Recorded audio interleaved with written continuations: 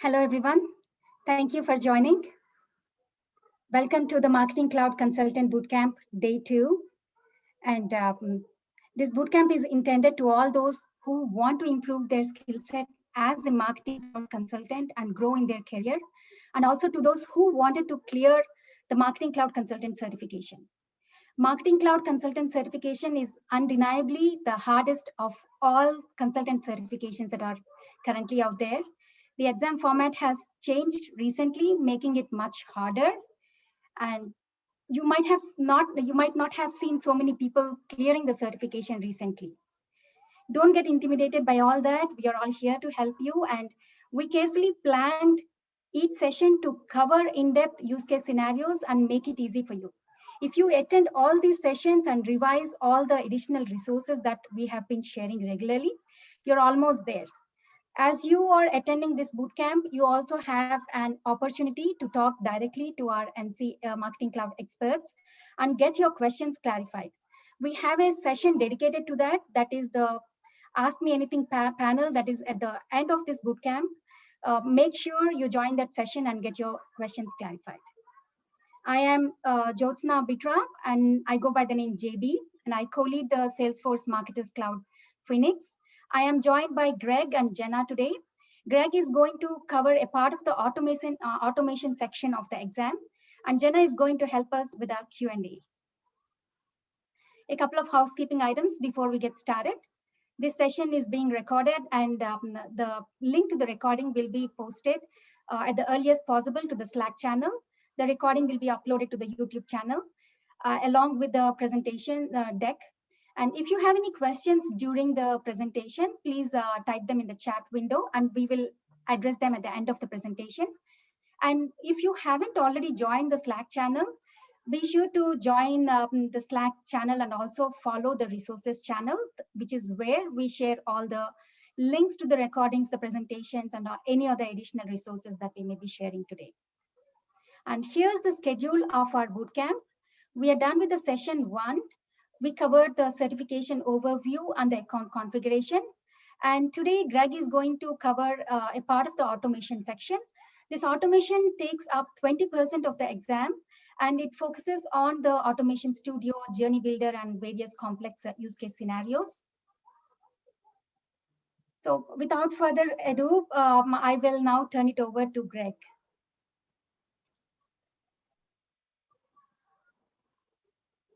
Greg, I'm going to stop the screen share. You can take it over. Yep, getting it now. Does everyone see? Yes, it's all clear. Awesome. All right. So, hello. My name is Greg Gifford, and I am here to talk to you about Automation Studio in relation to being a consultant. So, first off, I'm sure many of you are asking, who is this guy? Why should I listen to him? Currently, I work at DEG Digital, excuse me, DEG Digital as the manager of the Salesforce Marketing Cloud Engineers. I am currently a Salesforce MVP and marketing champion who is 4 times certified. I am the owner and sole author of GordTonington.com, which is my blog on Marketing Cloud, where I discuss many different aspects of Marketing Cloud and share some cool tricks and undocumented capabilities. I am one of the founding members of How to SFMC, which is a collaborative community with the focus to help pick up where the official Marketing Cloud documentation falls short and help build up the community to new heights. Finally, I am also very active in places like Salesforce Stack Exchange and Email Geeks, occasional speaker at times, and a subject matter expert panelist, that kind of stuff. Well, now that I've fully fluffed myself up, and it's time to stop with all the me stuff and move on to the crux of why we're all here. Automation Studio. So, the general principle behind automations is really to reduce manual actions.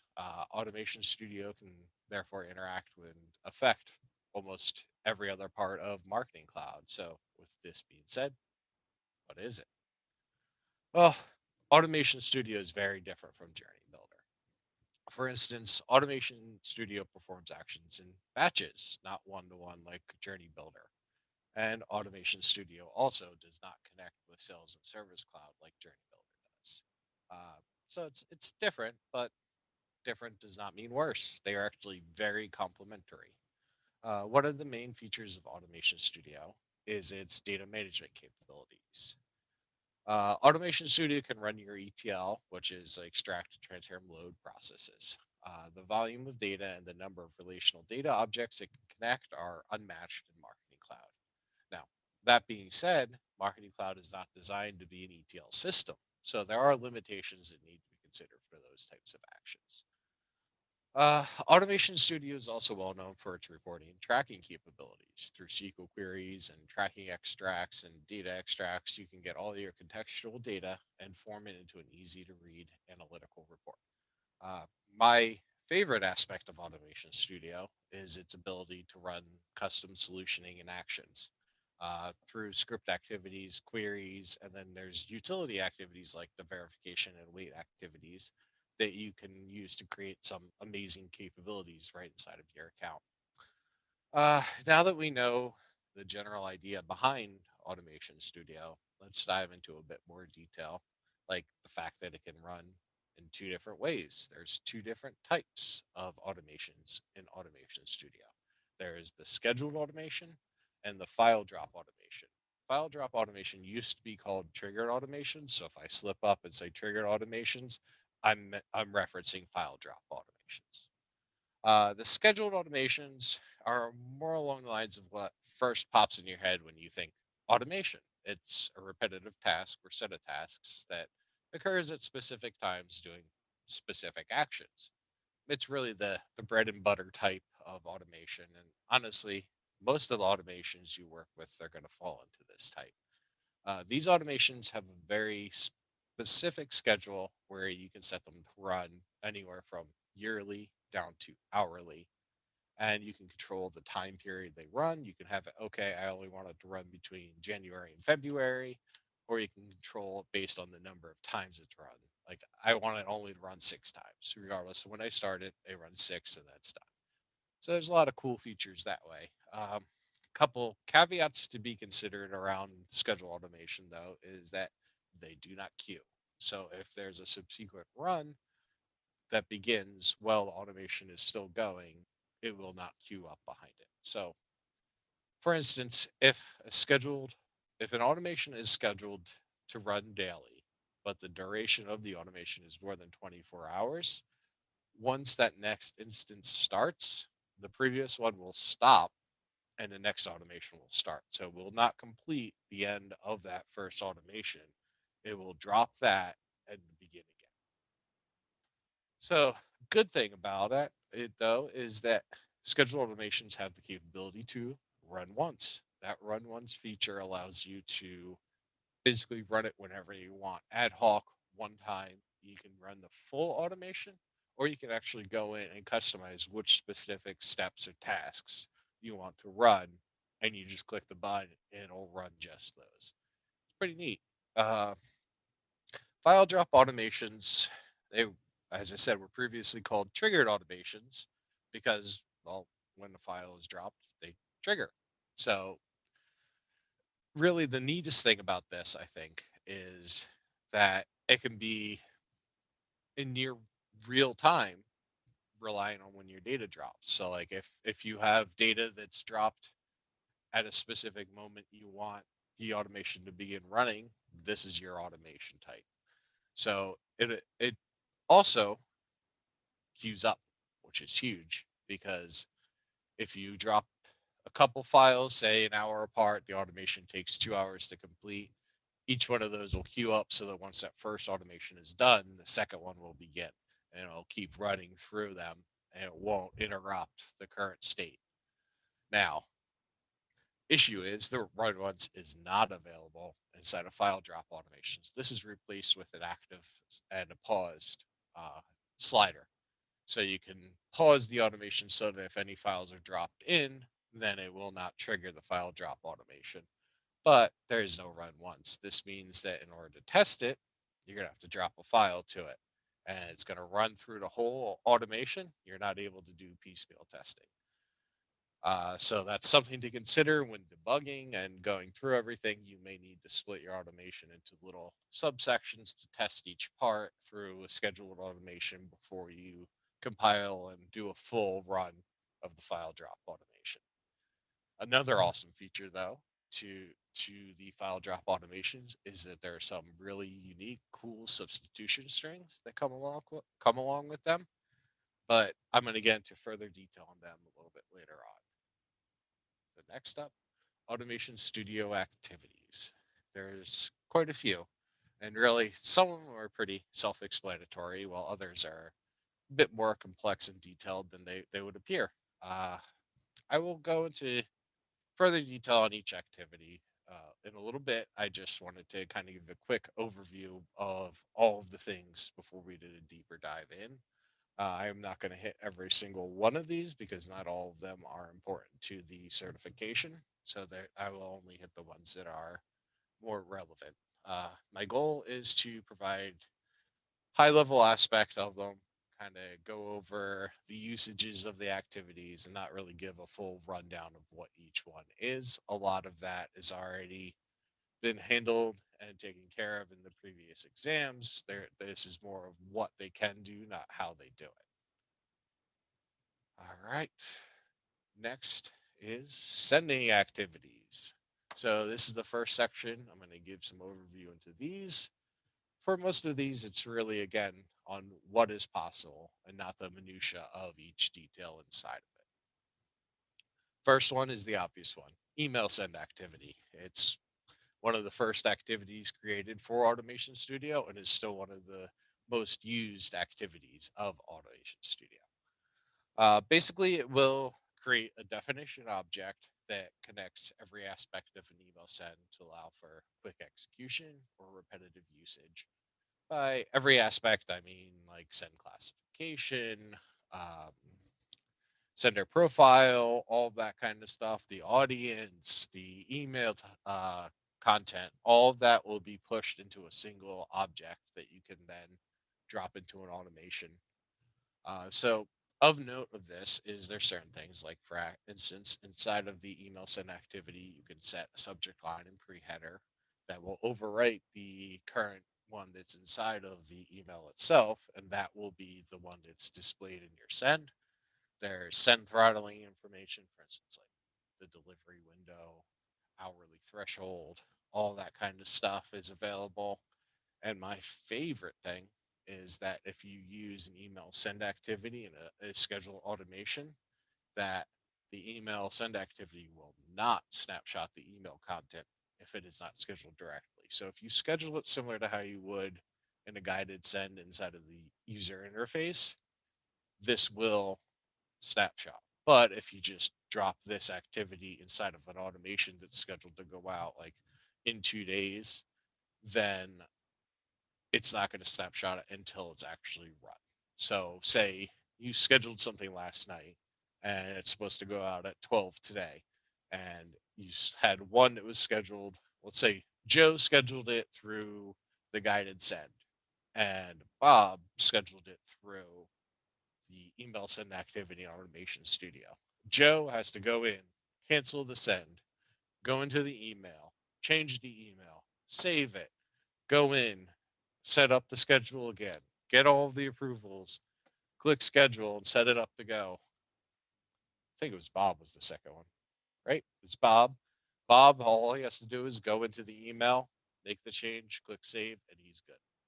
So a lot of people I know have gotten rid of using the scheduled inside of the user interface and instead for all of their scheduled sends use email send activities. All right. Next up is I kind of group these all together.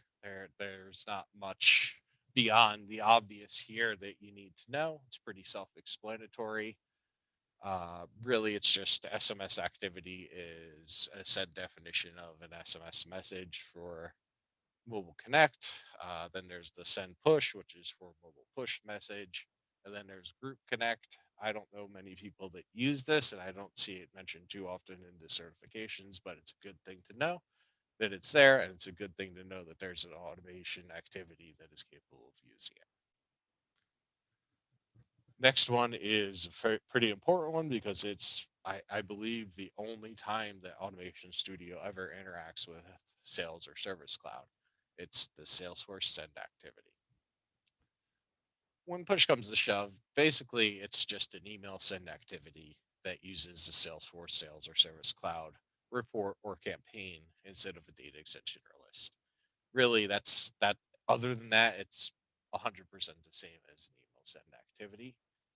Of note, you can see on here that it must have at least one of the following. It needs to have the contact ID with a space, contact ID without a space, lead ID with a space, lead ID without a space. It's really the only other consideration to have in the reports and campaigns. Next, moving on to the data activities. Now, this is probably one of the strongest groups for day-to-day use of Automation Studio. These are activities that handle most of the ETL actions and are one of the only places that these actions can be done. First up, SQL Query Activity, one of my favorites. But before I get too far into it, I do want to note one thing that as awesome as they are limited and something to keep in mind. They are based on T-SQL, but only limited to select statements. You can only use anything that begins with select. That also means that there's a lot of functions in T-SQL that you can't use inside of Marketing Cloud Query Activity. The big caveat that a lot of people don't even realize is as big as it is the 30-minute timeout. Now, it sounds like a big chunk of time. It sounds like, oh, I'd never run into that. Well, you'd be surprised how quickly you can hit that 30-minute timeout. So it's something to always consider when you're building your messages. Make sure that you simplify it as much as you can, you get as many indexes as you can, and you break it apart if it starts getting too complex. Uh, One thing that I'm adding, it's not necessarily something that's important for the exam. It's something I like to bring awareness to, is that all SQL queries that you create inside of Marketing Cloud, they are actually wrapped inside of extra SQL that Salesforce Marketing Cloud appends and adds on at the end prior to execution. The reason I bring this up is sometimes people are sitting there racking their brain. What is wrong with my query? It works perfectly everywhere else. It could be one of those very small amount of times that your complex query is using stuff that doesn't jive with what Salesforce Marketing Cloud adds in. So it's just something to consider. It might save you, ripping out your hair a bunch to just go into your account representative and go, hey, why isn't this working? It should work, and they should be able to help you figure that out. Now, in general, SQL queries are a great way to create like your marketing databases or to create very in-depth segmentation for your messaging and reporting. I mean, it's amazing what they're able to do compared to a lot of other capabilities in Marketing Cloud. I would say a good 8 out of 10 times that you're doing any sort of segmentation, query activity is the right choice. On to data extract activity. Now, I could probably spend a full hour just going over this one, but that's not why we're here. There are a ton of options and capabilities, but it's beyond what an overview and is not necessary for this. I do highly recommend diving into it though, as it can open up tons of different reporting and analytics and integration options. The major points to consider around data extract are that there's a way to use the data extension extract, which will take a data extension from Marketing Cloud and turn it into a data file. Like it could be a CSV, TXT, and you can usually set your own delimiter. It's normally, I think, by default a comma. You can do pipe, tab, and then I believe you can set a custom one. But that you can use to push it to an SFTP location of your choice. Next is the tracking data extract. Now, this thing is cool. It allows you to take a lot of the contextual tracking data that is in Marketing Cloud beyond what is viewable inside of the data views. So it goes back to pretty much inception of account. The only issue is that it only does 30-day increments. So if you want to get the past 2 years, you're looking at 24 different extracts to pull all of that information. But it's awesome to grab that contextual stuff and be able to then pull it out and use it inside of analytics tools or different outside integrations, things along those lines. One thing to consider about both of those is that every single data extract will go not directly onto the SFTP. It will instead go to the safe house. So you will not see it on the location where you want it to go. It will not appear on the extract. It will not appear in import. It won't appear anywhere because it's in the safe house. Once it hits there, the data extract is run. What you have to do is you have to run a file transfer activity to take it from the safe house and put it into whatever file location you've defined it to go to. Next up, import activities. Now, import activities allow you to take data from outside Marketing Cloud and push it into the system in bulk. There are a ton of different ways that imports can be used, but really they all involve bulk data ingestion.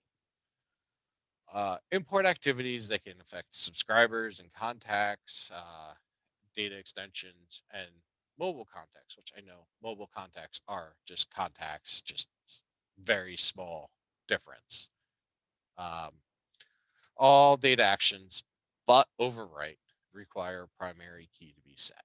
So this is something very important to keep in mind when you're creating your storage object, which I know is a fancy way of saying data extension, but because if you don't set a primary key, all you're going to be able to do with that information with an import is overwrite the stuff that's in there.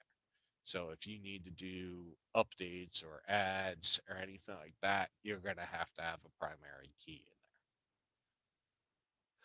Because we run into the next thing, over in data cannot be recovered. I know there are times when like we accidentally delete something or accidentally clear a data extension that sometimes Marketing Cloud support can hop in and recover that data for you. Over in data is not one of those times.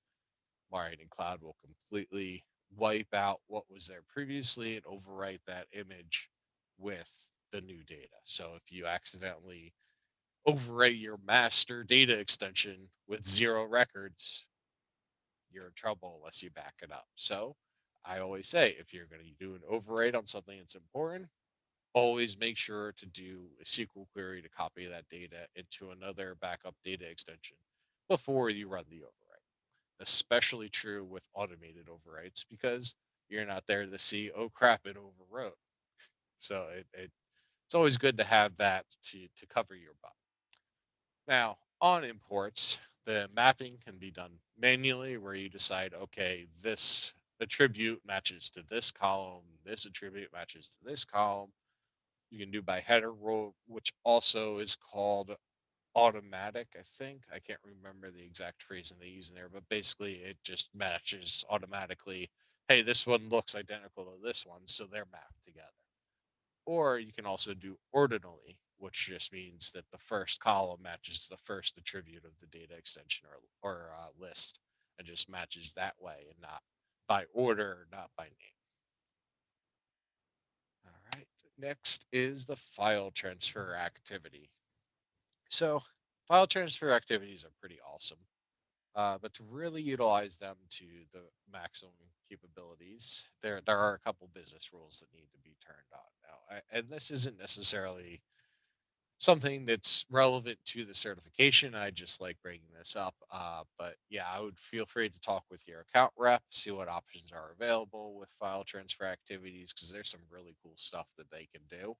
And it would open up things that maybe you created this duct tape and bubblegum solution to accomplish that really all you need is a business rule turn on for file transfer activity and you can do it.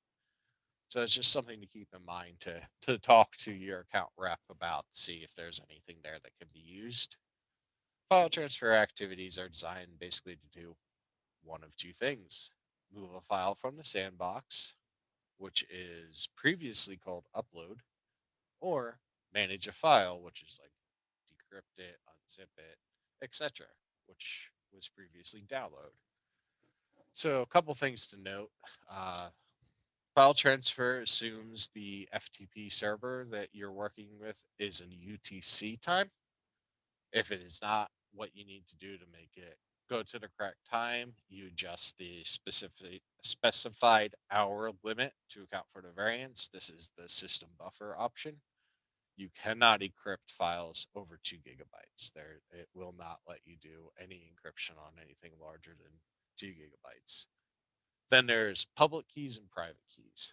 Public keys are used for the encryption of files, and both of these are actually going to be stored inside of setup. There's something called key management. That's where you will store these keys, and then private keys are used for your decryption. All right. Now is the substitution strings that I teased a bit earlier.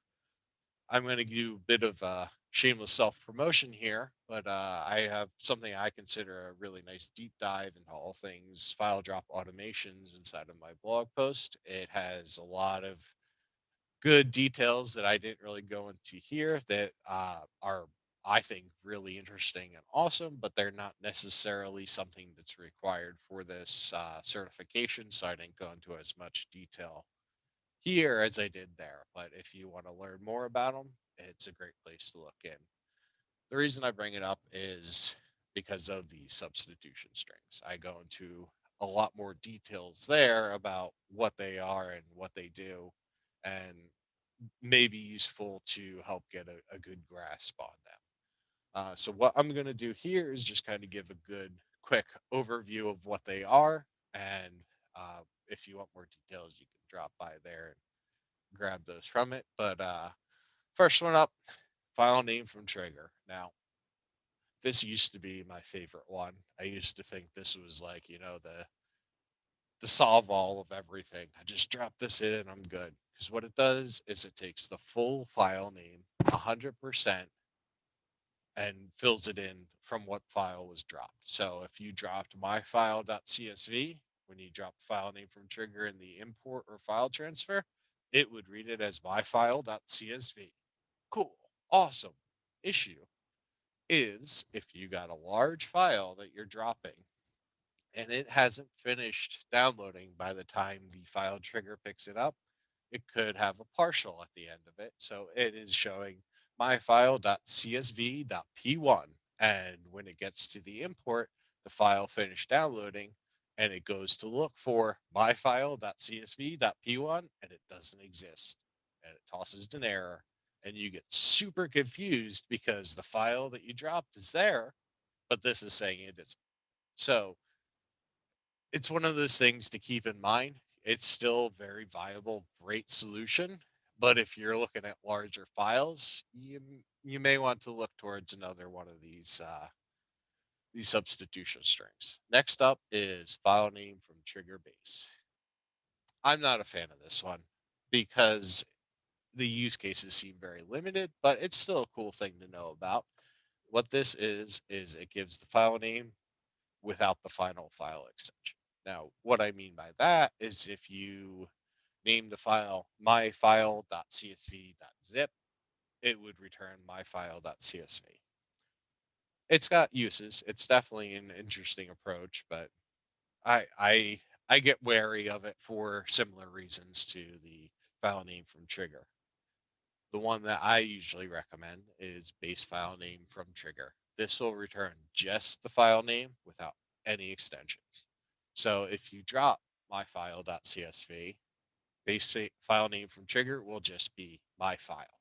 So what you do is you put the %% base file name from trigger %% .csv, and it will always look for myfile.csv, regardless of whatever anything else going on. I find it to be the most consistent and most useful one of them to help with that. The other substitution strings are the date time ones, which you got year, month, day, hour, minute, second. Now, I would say, caveat on that, minute and second, you get into a tricky bit of time because if there's a difference in time between file creation and when automation picks it up, could cause a discrepancy and files would not match and it would toss an error because it's reading 9 54 and 26 seconds when the file dropped is 954 with 24 seconds. So it's not going to match the file name that you got on there. Just something to consider. Next up is the filter group refresh activities. So these activities, they're really all pretty much the same thing. They just have different targets. The filter activity, it can target both lists and data extensions, but it really almost solely affects just Email Studio through the use of the filter definitions there. So it really won't do much to any channels other than email. So the filter activity also, um, what it does is it will create a brand new filtered data extension or group. And then on consecutive runs, it will just refresh that existing one. It won't create a new one every single time. So it's really nifty that way if you need to create. If you don't need to create, then that's where refresh mobile list and refresh group come into play. The issue with both of those is they only rerun existing lists or group, or I'm sorry, lists or mobile lists. Refresh group will not be a way for you to create one. It will only take one that's existing and refresh it for you. And refresh mobile list does the same thing. The issue is in Automation Studio, there is not a way to create a new filtered mobile list.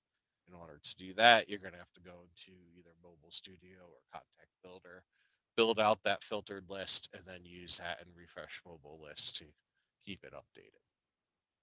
The only data object that does not allow a separate refresh for existing filters, data extensions. The one that you feel like, oh, this is a no-brainer. This should be one because that's what everyone uses.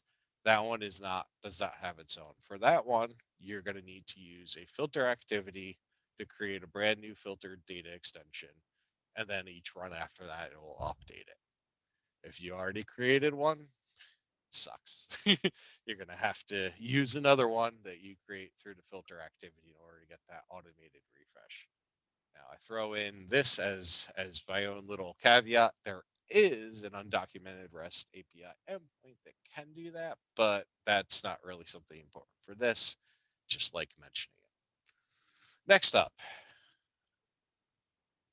this is what I'm calling the utility activities.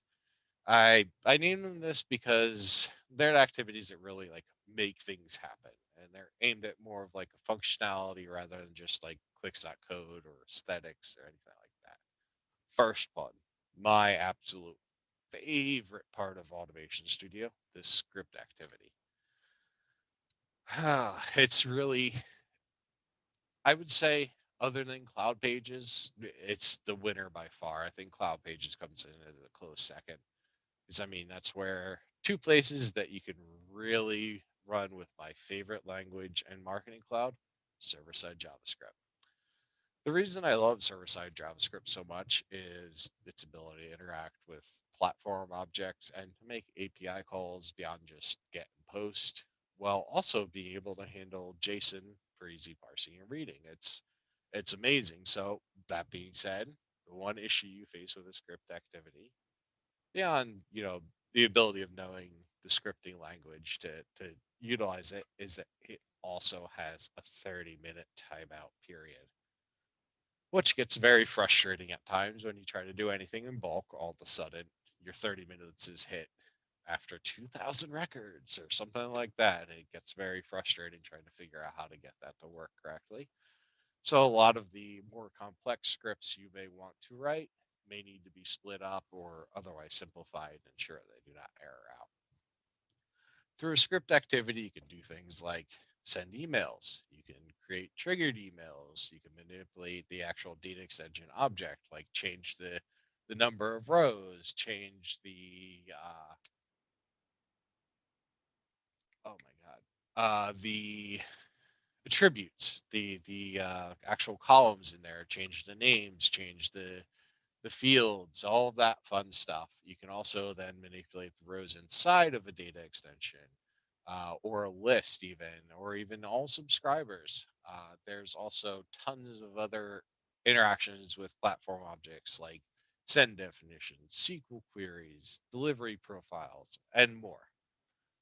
Another major advantage to server-side JavaScript and script activities, usage of WS proxy. This brings all of the SOAP API calls to your fingertips with really unmatched speeds, and all of them are utilizing JSON. So pretty awesome. I do hear rumors that at some point there's going to be a REST version of WS proxy, which if there is, I think that would be another feather in script activities cap. That would make I don't I'm very excited. I'm at a loss for words on my own my own topic there. I mean I could literally go on forever talking about this in server-side JavaScript, so I'm going to cut it short and just move right on. Next up are the wait and verification activities.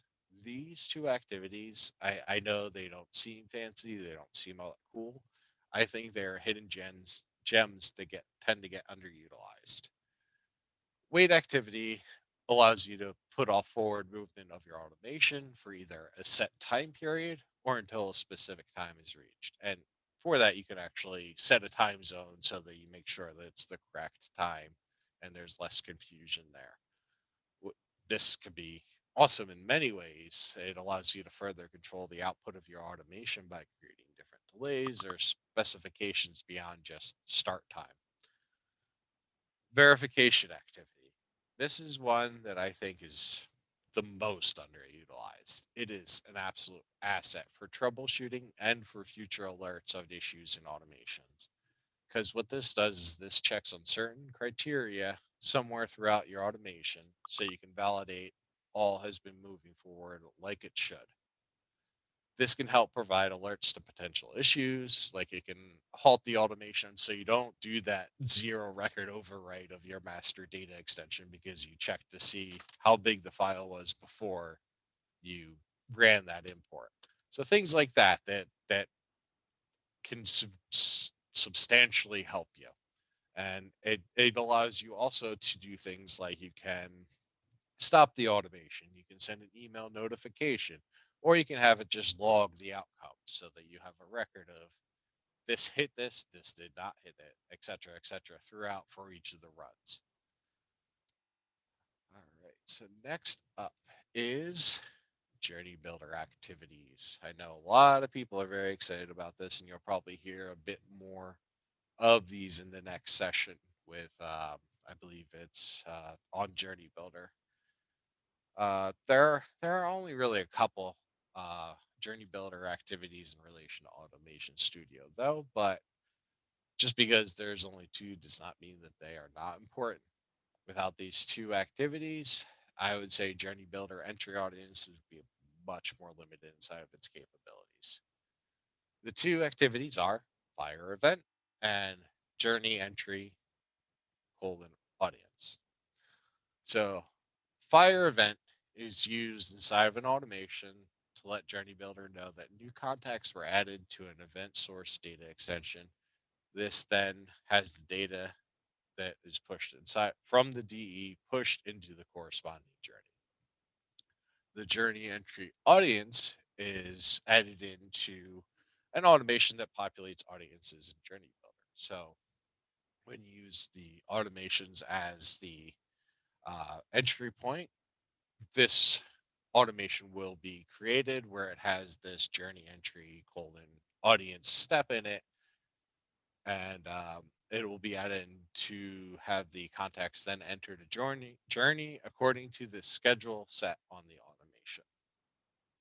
So next I'm going to move into some scenarios. Now this is probably going to be the most important part of this, is because a lot of the questions on automations are going to be more about the different scenarios and the best ways to solve for them rather than specific aspects of Automation Studio.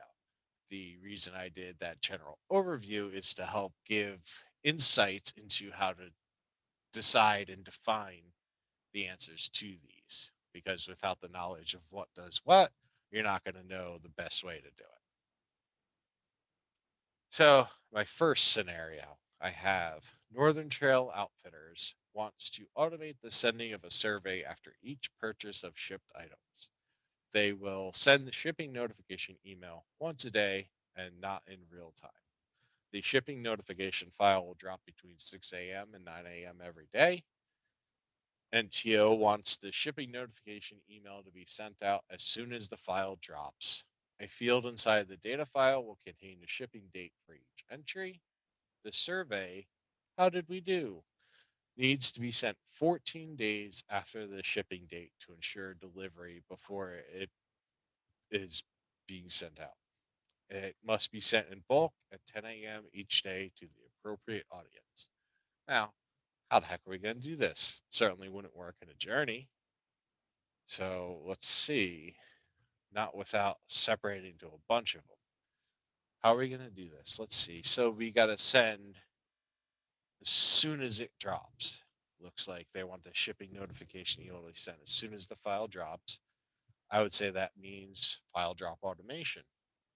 So we got file drop automation and we have an email send, but we need to get that audience in before the email is sent. So that means we need to go to an import file. So we should first do an import. But if we do an import, how do we know we're hitting just the right people? So we might want to do a filter before that to filter out those to only those that we need to hit. So we should do an import and a filter. And then after that, I think we got our audience, so we can do a send email. So that hits those first few. Oh no.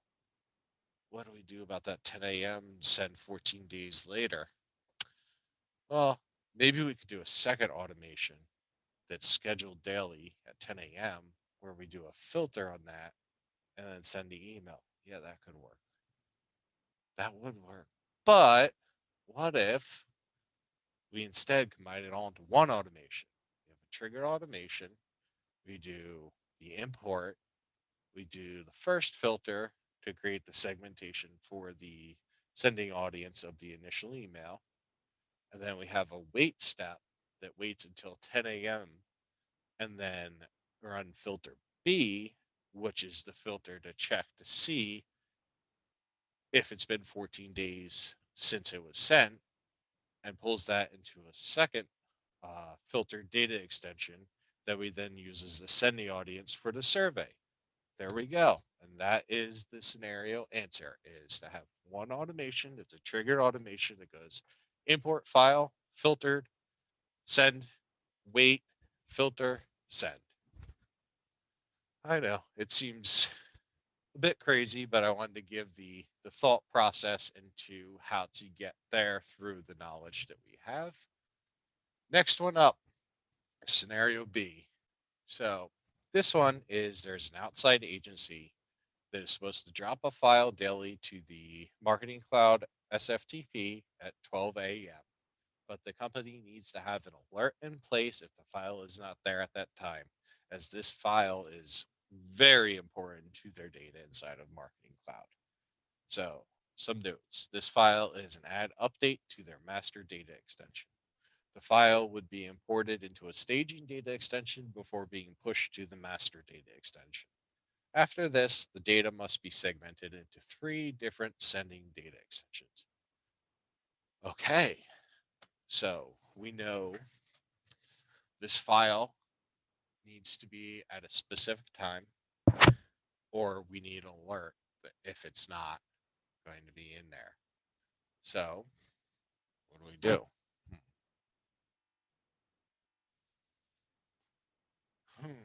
So, we probably should set a schedule because they're looking at a specific time. So, we should do, let's say, schedule it for 12 a.m.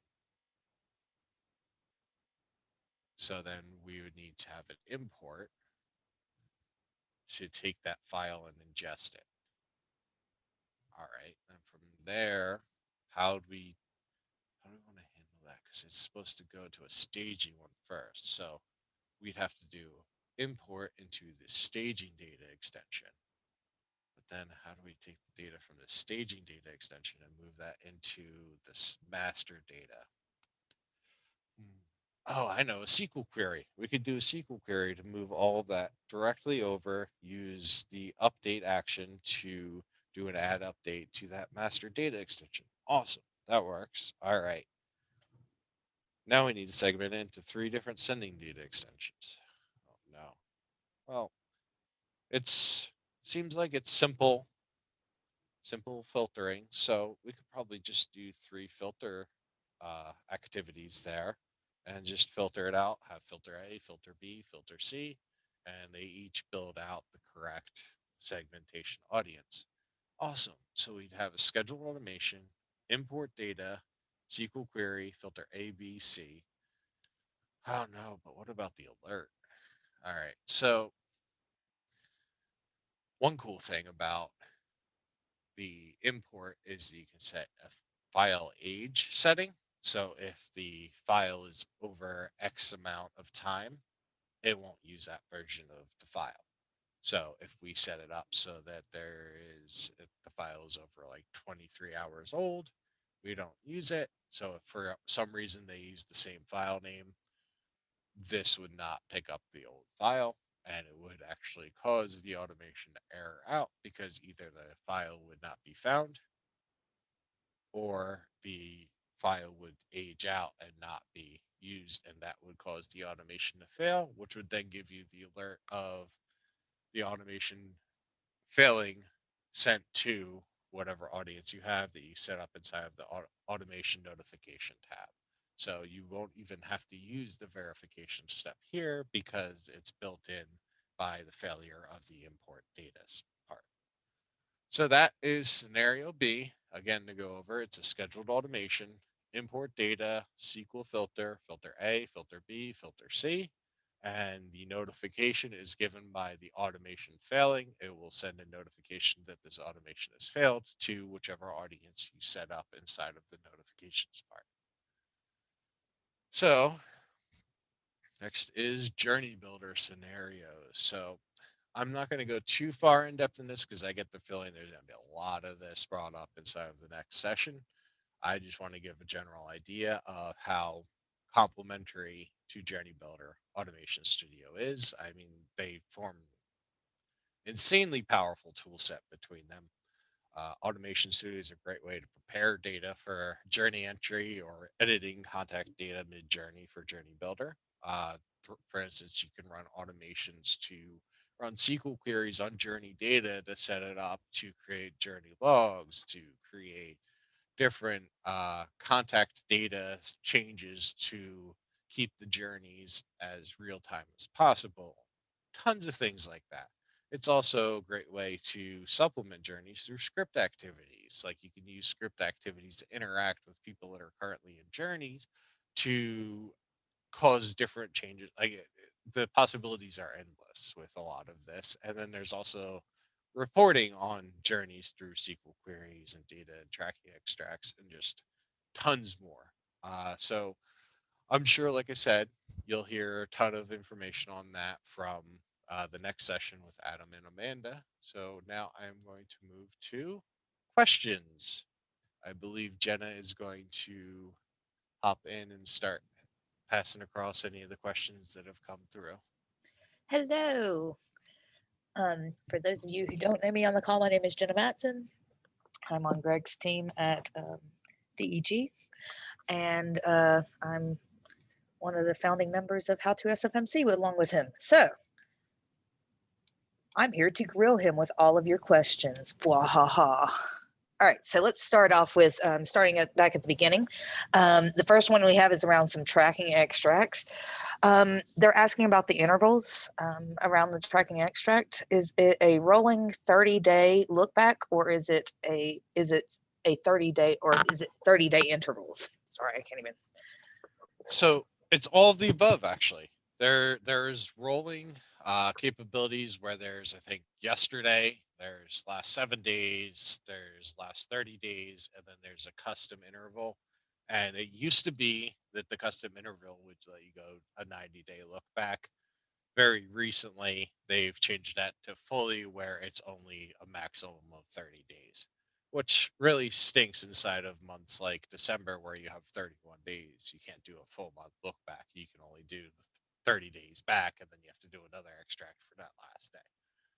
But yeah, I hope that answers it. Yeah, it's 30-day maximum regardless if it's rolling or custom set. So you will have to break it into pieces if you want to look Yeah. back further than 30 days. Is basically what Greg is That's where saying. those script activities come in. They do. They are Automate. very handy. Automate the world. All right. Yep. So the next one is around some file transfers here. They've given you a scenario. Okay, Oh, I so love scenarios. yeah, scenario for the file transfer, transfer and import. They actually want you to shed some light on the scenario. There's a file on the FTP which is encrypted. In the first step, you have to take, you'll add the file transfer managed file. In the second step, import file, do you select FTP or safe house? Is it because the file stays in the safe house after the file transfer? What goes on there? So you're saying you have an encrypted file and you're looking to decrypt it, or is it I that think they're there's talking about the movement. They have a file they brought in from an encrypted file that is, encrypted file that's brought on the FTP. They want to know when they transfer it in, is it put on the safe house and then they have to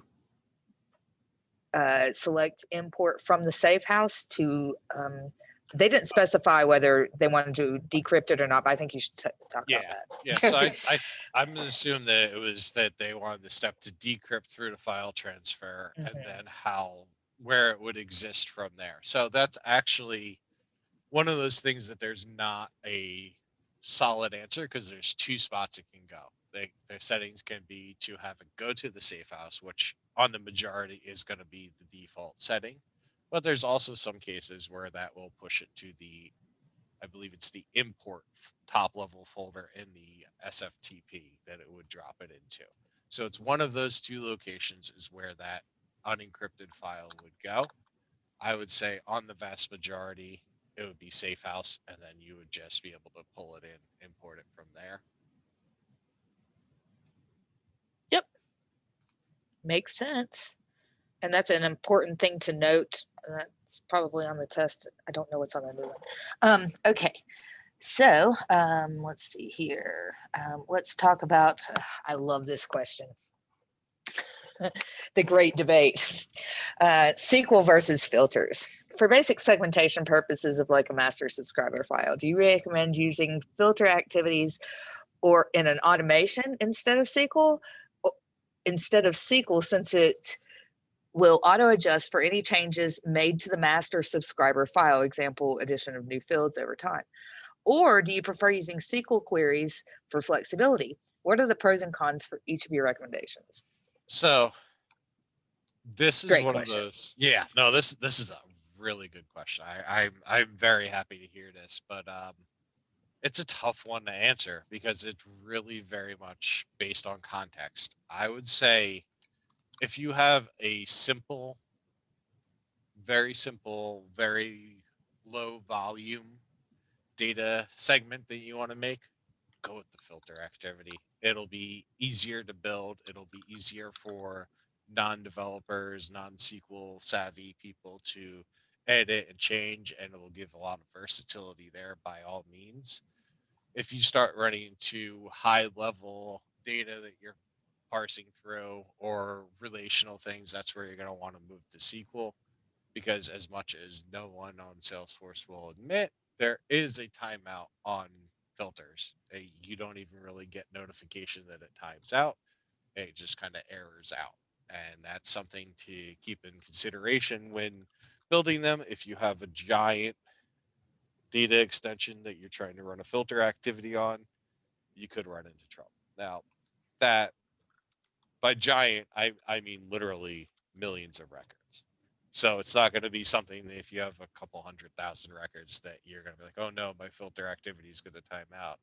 You should be fine. But if you have millions of records and you're trying to filter on like 5, 6, 7 nested criterias, yeah, you're going to run into issues. You might want to shift to SQL queries instead. That's a good point. I was going to say the more filters, if it's a simple filtration process, then yeah, but more technical filters, probably. I'm with you. I love that question. That's one of my favorites, and it gets asked so frequently. All right. I'm going to go back over to encryption for just a minute since we were talking about that just a minute ago. We had a question come in about that. What's the difference between PGP and GPG? If you find out, let me know.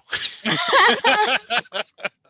sorry to say that, but yeah, I am not as up to date on encryption types or anything like that as I am on Automation Studio. Unfortunately, I wish I had the answer for you, but I just know they're just named very similar but different. That's about all I got. I'm sorry. One's pretty good protection. What's the other one? Good, pretty protection.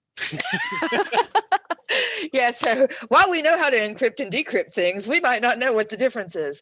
Yeah. So, all right. That was a good question, though. All right, let's go back up to, let's talk about some data views. How long is data stored in the data views? Data in the data views, I should say, on the majority of data views is 6 months. So it's a 6-month look back. After 6 months, it will roll off of the data view and it will act as if it never existed. After that 6-month period, you'll need to use the tracking extract to get that data. There are certain ones, for instance, like subscriber, that are held based on all of your subscribers. It will not do a 6-month look back because there's no rolling 6-month period. It's excuse me, it's just all of your subscribers. So there are some data views that do not follow that, but most of the contextual ones like opens, clicks, unsubscribes, all of that have that 6-month look back. Cool. Yeah, and I'll put a little tip in there. If you start collecting your data into a data extension for those data views, just whenever you feel like it, you can go back and keep it in automation, have it refresh on like a weekly basis or something like that, on a rolling range basis. You can go back and look back beyond that 6-month period without having to pull like a month range for the tracking extract. Yeah, just be careful on that because it can grow. Oh yeah, it can grow exponentially. So think about that whenever you're doing that too. You know, how large are those going to get? If it's a smaller account, then that's a great thing to do. But if it's a huge account, don't do that. Don't listen to me. Okay. All right. Let's see here. Let's talk about one of your favorite.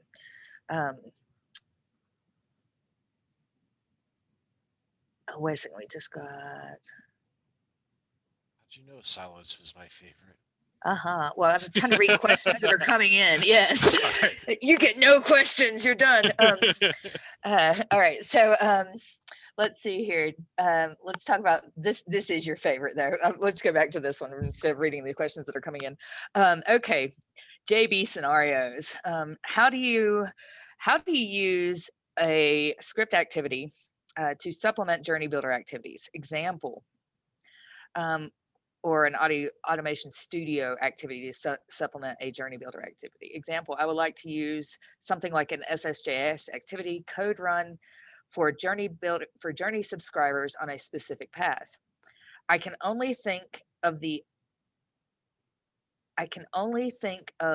quote sacrificial email solution where you can use AMP script to call a SSJS code snippet. Are there other ways to do it?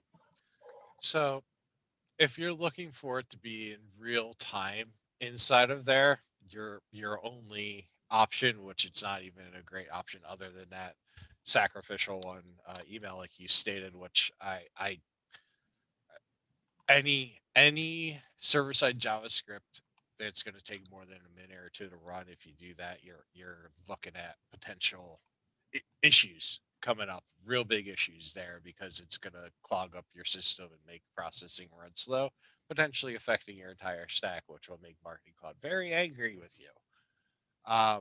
But outside of that, there is the custom journey activities that you can build out. It's not going to be easy and it's not going to be pretty because you're going to look at every time someone hits that, they're going to hit that server-side JavaScript to run. So you could have, if you're passing 10 contacts every second, within a minute, you could have hundreds of people hitting that server-side JavaScript activity, again, running into, hey, do I need this to run on every single person? Is this causing a huge processing delays? That kind of stuff. A lot of times what I recommend, which again, it depends on use case. So, I mean, it could not be a solution for you, but I recommend having an update contact inside of the path that you want to do to place a flag. Hey, this person needs this server-side JavaScript activity run inside of a data extension, and then you do a filter on that data extension to grab just those, pushes it to a specific filtered data extension that you then use to grab in your audience in an automated script activity that's run to do whatever process you want. You can schedule it if it's a daily need, like if they're in that path for over a day, you can just have that run once a day and it'll hit everyone that's inside of there during that time period. And since it's 24 hours and they're in there over 24 hours, so it'll hit everyone in that path. If it's lower amount of time, you can lower the automation down to hourly or whatever fits best. But that's really the most efficient way to handle if the use case permits. That's a great question. Okay, let's see here. This is an interesting one. It's an FTP question. When setting up two FTP users in the same business unit, can the email address, which is now required, be the same for both FTP user accounts? That's a great question. That is a great question. I was going to say, I don't know the answer to that one. I Yeah. think that might have been a good question for last night's session. We will find the answer for you. Check out the Slack, the MC Slack channel, and we'll find the answer for you and get back to you on that one, because that shouldn't be too difficult to answer or test into. Okay, let's see here. Oh, this is a good one. Can automations be chained together? For example, run an automation B if automation A completes successfully. Yes, they can. Through server-side JavaScript, you're able to use some of the, either through WS proxy or through different calls through there's script.util or there's HTTP post, HTTP get. You can use the API, and the API has a way to start an automation inside of it. So you can make an API call to start another automation at the end of an automation. And because it's in a script activity, you can have conditional logic there to whatever needs you need to say, hey, run automation A or run automation C. You can do that. One caveat I always place on that is I would have some sort of oversight on it, because I've had times, and it's rare, but it has happened, where it'll come back successful that the automation started from my script activity and my automation will end, and the next one for some reason didn't actually get that message and doesn't start. So if you can keep an oversight, maybe have a third automation just watching to see if, automation A, B, or C are running, at least one of them is running. And then if they're not, shoot a message, hey, something failed, then it's a little better, or manually keep track of it or something. But yeah, it's not 100% perfect, but yeah, I'd say 95% of the time it'll work flawlessly. I know of another method I'll be happy to tell if you don't have the script activity capabilities, and if you don't have the ability to write script or SSJS. And before they had script activities available to us in the marketing chain, or in the marketing cloud, we used to chain together automations with a file drop activity.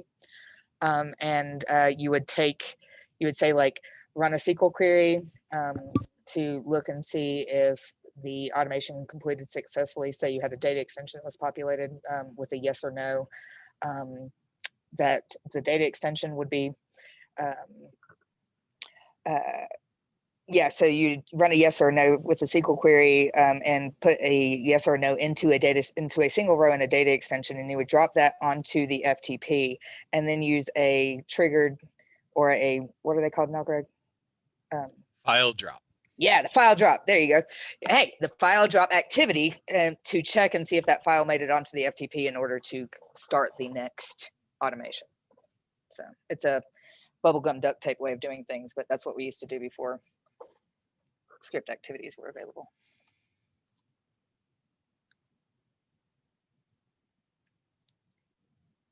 Okay, sorry, I'm reading questions.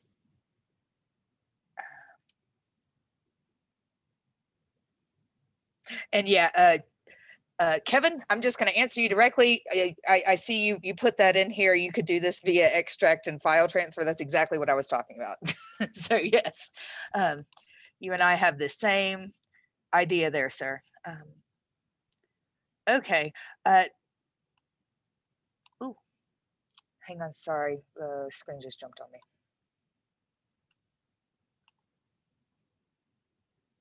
Now, this one is kind of a journey builder question, and I think it's going to be answered in one of the later sessions. But Greg, if you want to take it, you can. It says, do you happen to know why journeys cannot use Salesforce data extensions as an entry source? So I don't have official insight into that.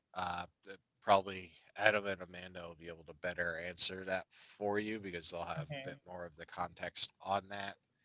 But I think it's just the amount of load time that the processing needed to grab it from Marketing Cloud Connect and drop it into Journey Builder is probably too high for it. And again, this is not an official one. This is my guess only. So don't take it as, this is definitely the issue. It's just my thought of what it is that they don't have it performant enough to be able to implement yet. Sounds like a good hunch. So come back in a later for the later session, and you'll find the answer to that question. All right, this is a good one. Can you use Automation Studios to email an attachment of a custom report to a client? Yes. It wouldn't necessarily be unique to Automation Studio, but what you could do is you would have an email created with the attached file AMP script on it. And then inside of the automation, you would have the different data extracts to create the files that you want, the custom reports you want there, and drop it on there. And they would have to be named. The files would have to be named in a way that it allows for the attached file AMP script to pick it up. And then you would just have the email activity afterwards go out where it would grab those files off the FTP and attach them when it's sent out. Now, to note, that means that if you're using the attached file, that's going to cost extra per file that's added on, per attachment, per email. So it is not a free option similar to like what you could do with the out-of-the-box reports where you can have it attached in an email that way. That is not possible through Automation Studio, but if you have the attached file capability and are willing for the expense, then yes, you can through that. Or you could just send them a report card type email that has the information in it. I understand the attachment's easier to use. Yeah. I mean, there's different options with like a link to a page that pulls in all the information, or a page to download the file. Like, yeah, there's a lot of other alternatives around around attachments, but yeah, I definitely seen and heard from people where anything outside of an attachment they turn their nose at. So I can definitely see where that may be a sticking point. And attachments also deliverability questions start coming into play there too. Okay. We are out of questions, and it looks like we are about 15 minutes after the hour anyways. So get your last questions in now, folks. If not, JB. Thank you, Greg and Jenna. That was so wonderful. So I think we covered all the questions. If you have any other questions post this session, please post them in the Slack channel. We'll try to address them there. And we have 4 days before we meet for our next session that is going to be on Journey Builder by Adam and Amanda. There's a change in the timings for that session. It's going to be at 8 p.m. Eastern. And while we have 4 more days before we meet, I would encourage you to make a study plan and try to cover all the topics that we have discussed so far. And I also posted in the chat a couple of links, additional resources, and also some pre-work that you can refer before joining our next session. And if you have any other questions, regardless of the session, we have a session dedicated for that. It's Ask Me Anything panel that is on the last day of this bootcamp. Be sure to join that. And also yesterday, last session, we made an announcement about that we have a few Salesforce certification vouchers to give away. So the criteria for that would be to attend all the sessions of this bootcamp. When you're attending this bootcamp, when you're logging in, make sure that you're using your correct first name and the last name. So we keep a track of that. And I don't have anything else. And Jenna, I see one more question. Yep, I was just responding to that, but I will ask it to Greg since he is still on. And this one just came in, and it's a really good question. He says he's writing a SQL query activity to look to see if 27,000 emails addresses exist in a data extension containing 400,000 records. The SQL code validation has been running for 30 minutes. Does the validation ever time out? So John, could you clarify that just a second here, just a little bit here? You're saying you check that validator button to validate the SQL query, and it's never stopped running? Yeah, I've run into that before. It's okay. Yes, he said that's correct. So a lot of times, Marketing Cloud user interface is not as perfect as we all wish it would be. And what likely happened is it got hung up somewhere along the lines. Like if you open the console and looked in at either like the network tab or anything like that, you'd probably see that something didn't load and it's just giving you like the spinning wheel of death. So what I would do in those instances where it's taking an extremely long amount of time, it doesn't make sense anymore, is to copy whatever work you did in there to make sure to save it and then do a full page refresh and go back in and try again, because it should time out fairly quick on the validator if it's incorrect. It won't take 30 minutes at all. There should not be 30 minutes of it going and validating before you're able to run it. But yeah, if it was about that it's running for over 30 minutes, then you must be one of those special people that Marketing Cloud deemed to allow to go beyond that timeout, because they used to allow that, and no longer. It's no longer. People are grandfathered in, but new accounts can't get over that 30-minute time limit. I'm talking on mute. The UI is a little bit, it lags sometimes. It needs a little push. So don't be afraid to refresh. It is doing a lot. Yes, it's absolutely right. So I think about all that data movement on the back end. I did miss a question, and someone just pointed that out to me. So I'm going to go ahead and repeat this. This is kind of an open question, though, and it's a hard one to it's really a hard one to answer. So I'm going to say, or I'm sorry, I'm going to read this to you here. Suppose I don't have a single automation running in Salesforce yet. What scenarios would you recommend as like a first one to get going? Probably which one do you consider mandatory? that's different. That's a different But, question. Is absolutely right. Yeah. Beginning one to get get you started, I would say the easiest is the email send definition. Get that up, get that running, start using that instead of scheduling your sends through the guided send wizard or anything like that. That would be probably one of the quickest wins with the littlest efforts. Outside of that, I'd also look at doing SQL queries to grab the data views and pop them into different data extensions, because data extensions will actually be read much quicker and more efficient than hitting the data views. So if you take that 6 months of data and keep overwriting it into a data extension and use that to store and then do all of your lookups to information off of that data extension instead, you'll actually speed up all of your lookups to that data extension compared to doing a lookup straight to the data view. That's So a good those are, trick for multiple joins too. If you have to join multiple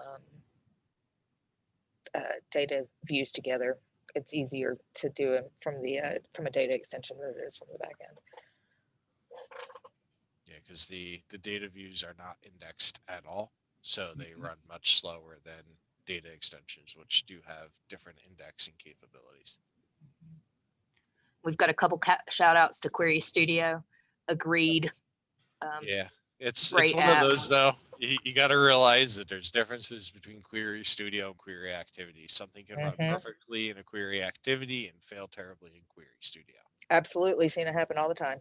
Yeah, it's not one of those that you take it for it's 100% right. This errored, so it doesn't work. No, if it errors and it should work, pop it into a query and see if it actually validates. If it validates, you're good.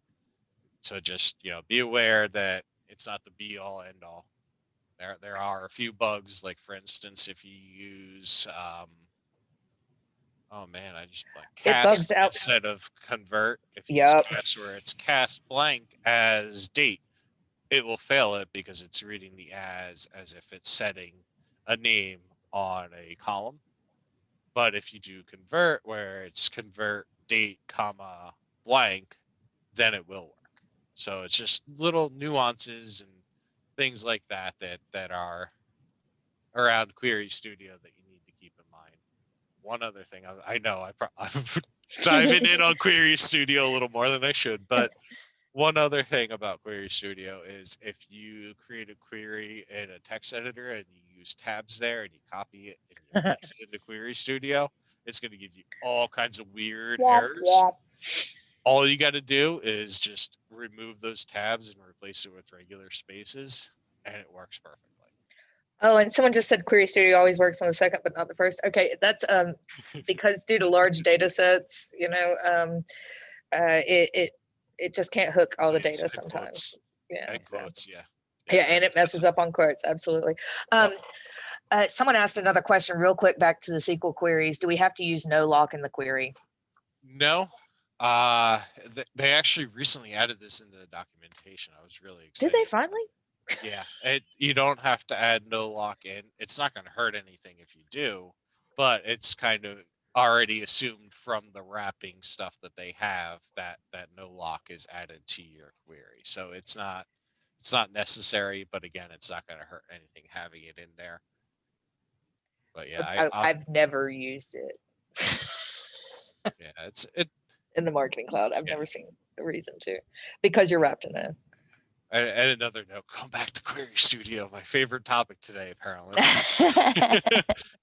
One thing to consider too is if it times out and tosses an error very quickly, it's because of the weird tokening process it has. Just try and run it again. It'll probably work. As he said, it runs on the second run, but not the first.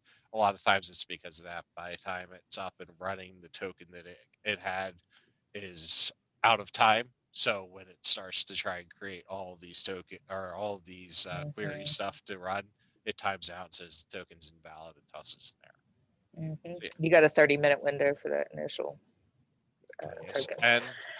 And we had another great tip: wrap your D names with brackets.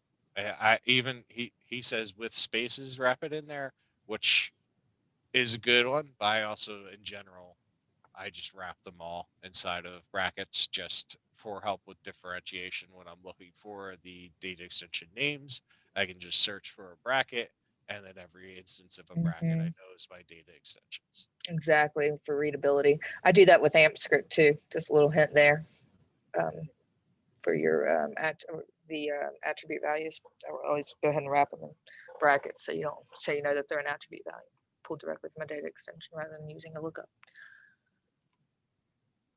Last time, sorry, I'm not going to talk about Query Studio anymore. Sure, you're not. Not till tomorrow.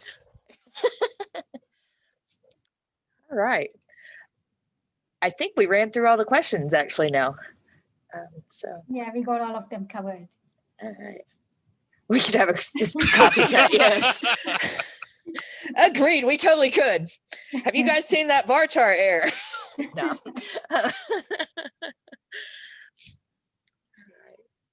All right. I don't see anything else. I think we're good for today. And any questions we can take on the Slack channel. Thank you, Jenna, and thank you, Greg. And thank you, everyone, for joining us today. And see you again on 23rd, 8 p.m. EST. Have a good weekend. Thank you, everyone. Bye.